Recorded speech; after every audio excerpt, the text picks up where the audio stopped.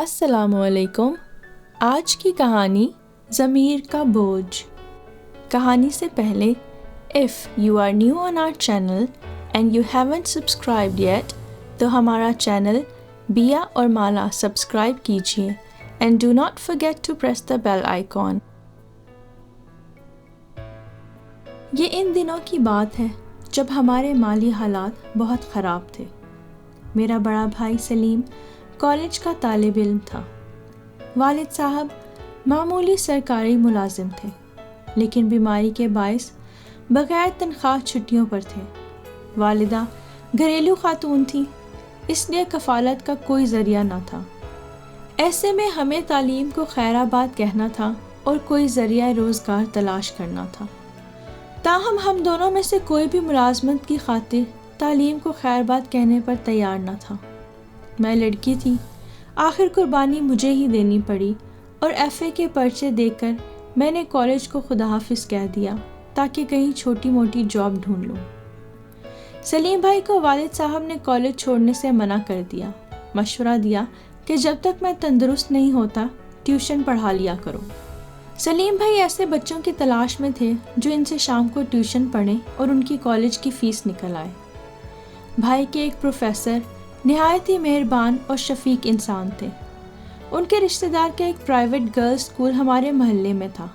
میں نے بھائی کو مشورہ دیا کہ اپنے پروفیسر سے تذکرہ کریں، شاید پرائمری یا سیکنڈری اسکول کے طالب علموں کی ٹیوشن دلوا دیں۔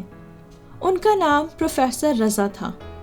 پروفیسر صاحب اپنے طالب علموں کی تعلیمی حالت کے بارے میں انفرادی دلچسپی لیتے تھے، لہٰذا انہوں نے ایک روز بھائی سے خود ہی پوچھ لیا کہ آج کل پریشان نظر آتے ہو، کیا وجہ ہے؟ اس سے تمہاری تعلیم پر بھی اثر ہو رہا ہے، اگر کوئی پریشانی ہے تو مجھے بتاؤ۔ بھائی خاموش ہو گئے تو پروفیسر صاحب نے اپنے گھر کا پتہ دیا اور سلیم بھائی سے ایک دن شام کے وقت ملنے کا کہا۔ جب سلیم بھائی ان کے گھر پہنچے تو انہوں نے بیٹھک میں بٹھایا، بھائی سے شفقت کے ساتھ بات چیت کی تو انہوں نے بتا دیا کہ والد بیمار ہے اور کچھ مالی پریشانی ہے، چھوٹی بہن کو ٹیچنگ کی جاب چاہیے جبکہ میں شام کی جاب تلاش کر رہا ہوں۔ پروفیسر رضا صاحب نے جب بھائی کی بات سنی تو اپنے کزن کو فون کیا۔ انہوں نے اپنے کزن سے معلوم کیا کہ کیا اسکول میں کوئی پڑھانے کے لیے استانی کی ضرورت ہے۔ ان کے کزن نے بتایا کہ ایک ٹیچر کی اسامی خالی ہے۔ یہ سن کر پروفیسر صاحب نے بھائی سے کہا کہ تم اپنی سسٹر کو کہو کہ کل میرے کزن سے مل لیں، اسے ملازمت مل جائے گی، اور اگر بچوں کو ٹیوشن درکار ہوئی تو وہ بھی تمہاری سسٹر ہی شام کے وقت انہیں پڑھا سکتی ہے۔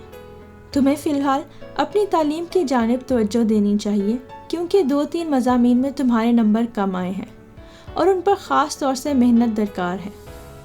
وہ بولے، اگر میری مدد چاہیے تو شام کو آ جایا کرو، میں ان مضامین میں تمہیں پڑھا دیا کروں گا۔ سلیم بھائی ان کی بات سن کر بہت خوش ہوئے۔ سالانہ امتحان نزدیک تھے۔ جن مضامین میں بھائی کمزور تھے وہ اپنے پروفیسر سے ان کے گھر پر جا کر پڑھنے لگے۔ پروفیسر صاحب نے بھائی کی فیس بھی معاف کروا دی۔ یہ ان کی بڑی مدد تھی اور ہم اس مدد پر ان کے ازحد مشکور اور احسان مند تھے۔ ایک بار سلیم بھائی پروفیسر صاحب کے گھر گئے، اتفاق کہ وہ موجود نہ تھے۔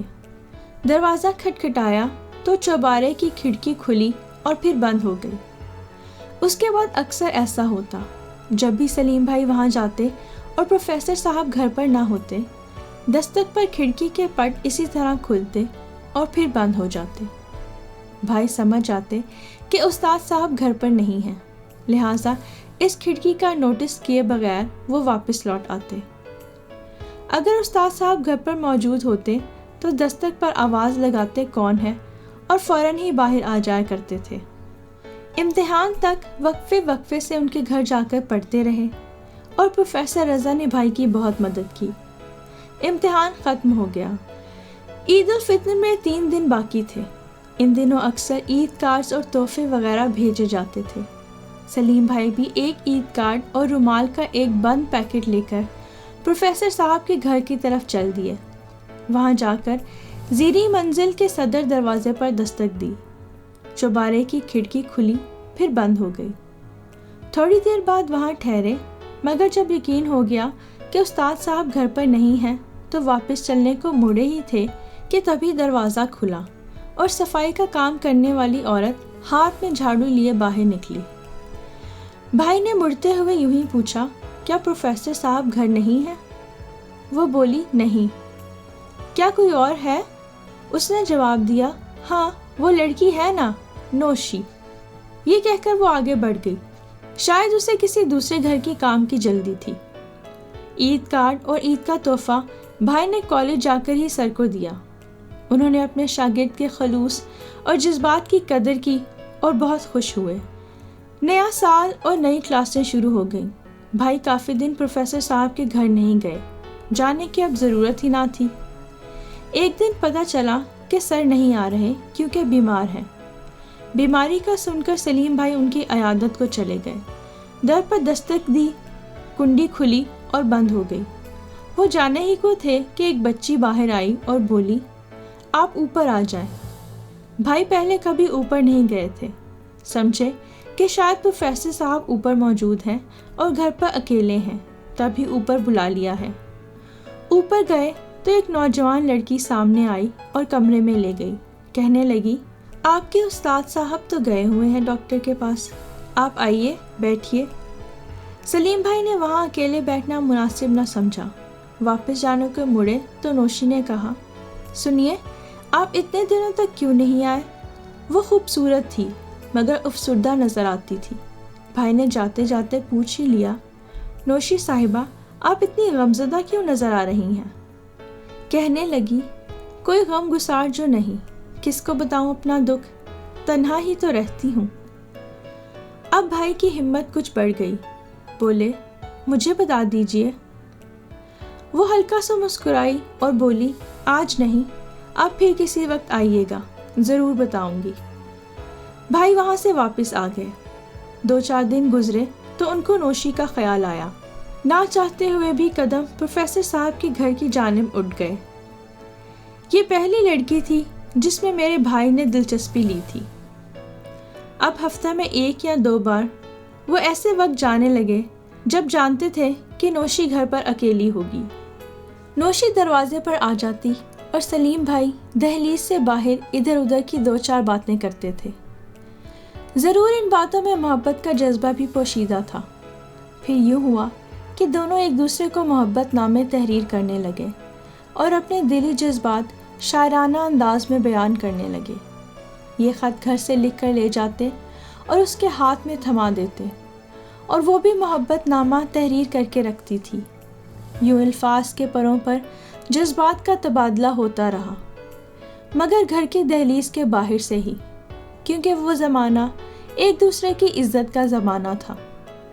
ابو اب صحت یاب ہو چکے تھے، نوکری پر جانے لگے، اور بھائی سلیم نے گریجویشن مکمل کر لی تو ایک روز سوچا کہ کسی طرح پروفیسر صاحب سے اپنا مدعا بیان کریں کہ وہ ان کی بیٹی نوشی سے شادی کرنا چاہتے ہیں۔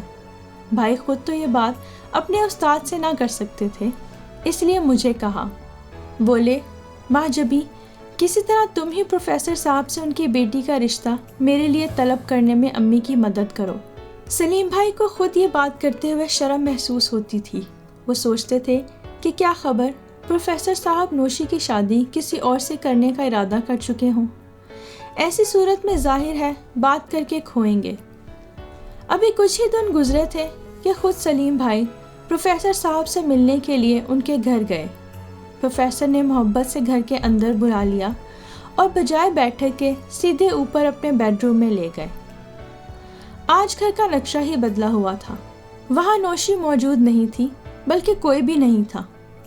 تبھی ہمت کر کے سلیم نے پوچھ ہی لیا کہ آپ کی بیگم اور بیٹی کیا کہیں گئی ہوئی ہیں؟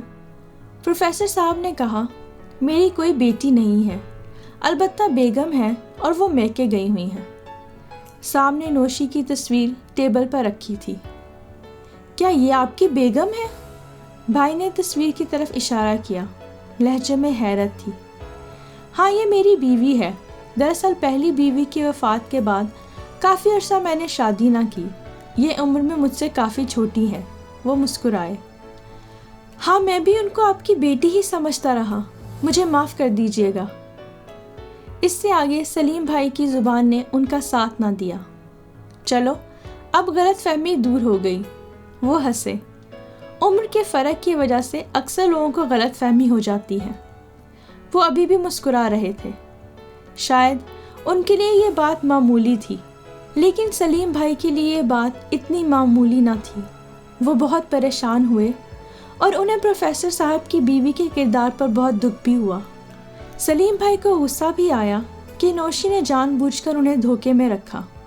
بہت ہی برا کیا، کیونکہ وہ ان کے استاد کی بیوی تھی جس سے وہ انتہائی محبت کرتے تھے، اور وہ استاد سلیم بھائی کے اور ہمارے محسن بھی تھے۔ وہ اس بات پر بھی انتہائی شرمندہ تھے کہ اپنی محسن کی گھر والی کے لیے ایسے جذبات دل میں پیدا ہو گئے کہ خط و کتابت تک نوبت چلی گئی۔ یقیناً نوشی جان بوجھ کر یہ خطرناک کھیل کھیل رہی تھی۔ بھائی گھر آئے تو بے حد اپسٹ تھے۔ اس رات سو نہ سکے۔ دل پر منو بوجھ پڑا تھا۔ ذہنی دباؤ بڑھا تو بیمار ہو گئے۔